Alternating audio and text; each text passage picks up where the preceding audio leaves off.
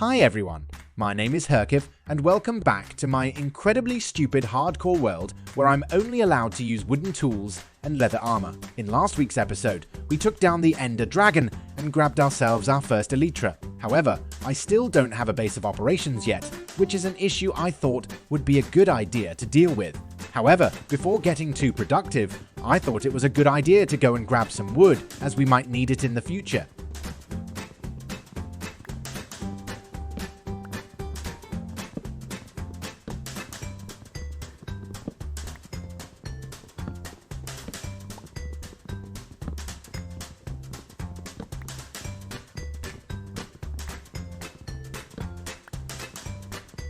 But once we had stolen enough wood from Mother Nature, I got to start building our starter base. The starter base I decided to build is very on-brand for this channel, as it is incredibly inconvenient and unnecessarily annoying to build, as we're going to build it underwater. However, I did have a reason to choose such an incredibly stupid and tedious starter base, as I thought it would be nice to have a consistent theme in this world, instead of just throwing random bullshit and hoping for the best. And the theme that I have chosen for this world is water, more specifically, the ocean. So both my starter base and my main mega base will be ocean themed, which I thought would be rather nice.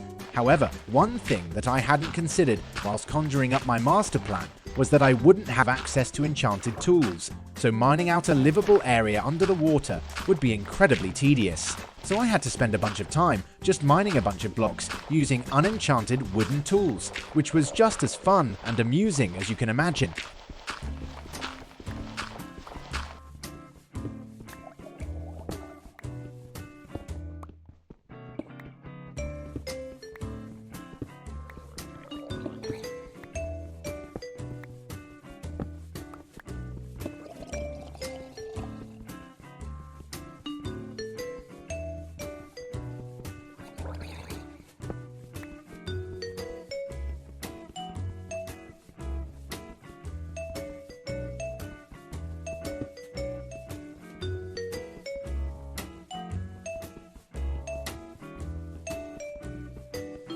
However, after a while, I had successfully mined out a small area at the bottom of the ocean and started decorating it a tiny bit in hopes of making it somewhat habitable. I then built a very caveman-like setup with chests and got started with the fun task of sorting the few items I had into their correct places. And once we had a somewhat habitable area, I got started expanding our on-site amenities.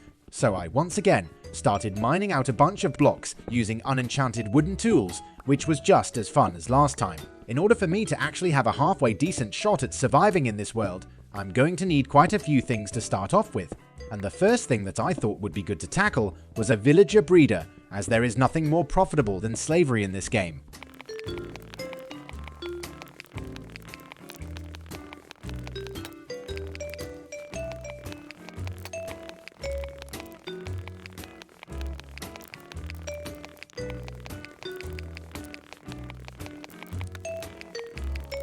So once I had mined out a tiny bit of our future corridor, I started mining out the space to fit the aforementioned villager breeder, and whilst I was being a very good and productive boy, I also had some sand that I decided to smelt into glass, which I thought was very clever. So now, we had some glass that we could use for our roof for our underwater base, which I thought would be rather cool. However, just as I started placing down my glass, I was ambushed by a drowned with a trident, which was a rather significant issue that I had been too lazy and absent-minded to consider earlier.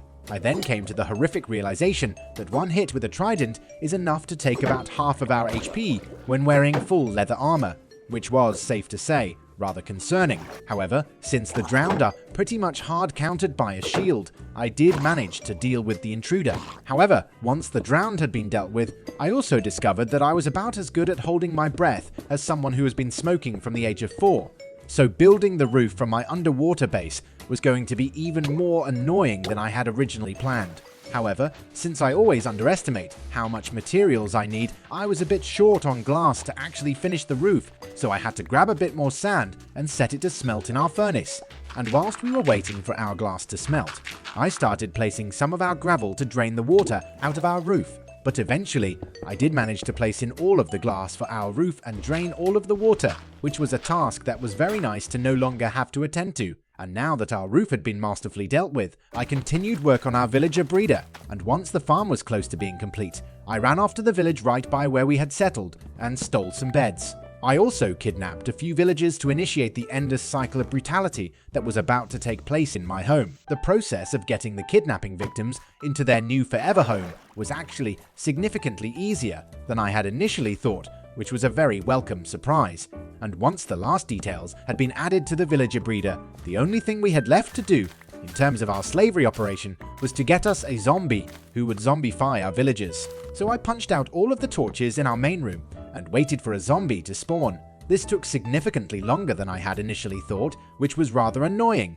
But eventually, we did get a bunch of zombies to spawn, which was very exciting. So I got one of the zombies into his designated hole and lit up the base once more. However, since I have an IQ that is about as high as the average math scores in public schools, I had completely forgotten to check if the zombie could pick up an item, which he, of course, couldn't. So I had to kill that freshly captured mental peer of mine and do the same thing all over again. And after waiting for what felt like an eternity, we did manage to get a zombie that could pick up an item. So I captured him and got on to doing some preparations. Since we're going to want to cure our villagers to get some decent deals, we're going to need potions of weakness, which we're going to need both brown mushrooms and spider eyes to make.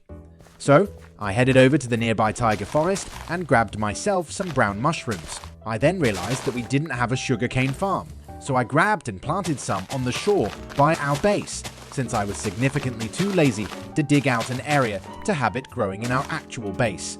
It then switched over to nighttime, which I spent by killing spiders for their spider eyes and creepers, as we're going to need gunpowder for both brewing and some rockets, so that we can actually use our elytra that we spent the entirety of last episode getting. All that was left to get for us to be able to brew potions of weakness was water bottles. And since I am incredibly cheap, I decided to drink some of the health potions that we had gotten in the end, so that I wouldn't have to spend any precious glass to make water bottles. And now that all the preparations for our villages were complete, I decided to kidnap yet another civilian, which we will use for even further financial gain in the future. So I grabbed him and transported him to the middle of the ocean to then box him in using a bunch of dirt.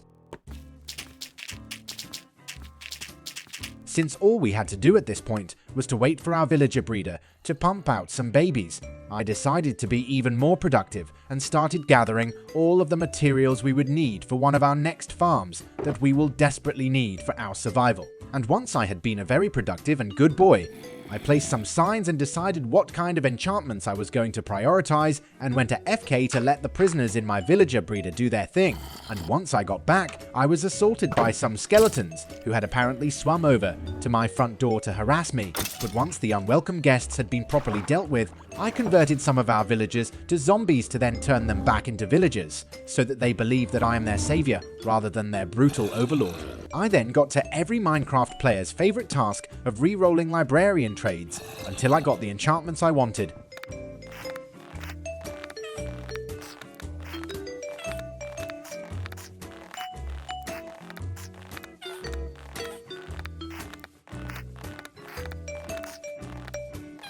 But after a very long time of breaking and placing lecterns, I finally got all of the enchantments that I wanted to start out with. So I enchanted some of my stuff and got to work digging out an area for our iron farm.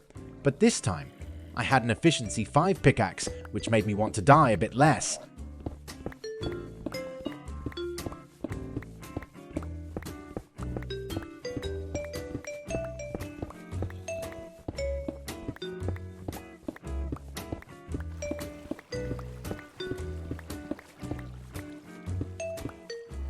And once we had made a decent amount of progress on digging out our future iron farm, I thought that it might be a good idea to enchant my armor as well, so that we don't get absolutely annihilated. But that is about all that we have time for in this episode.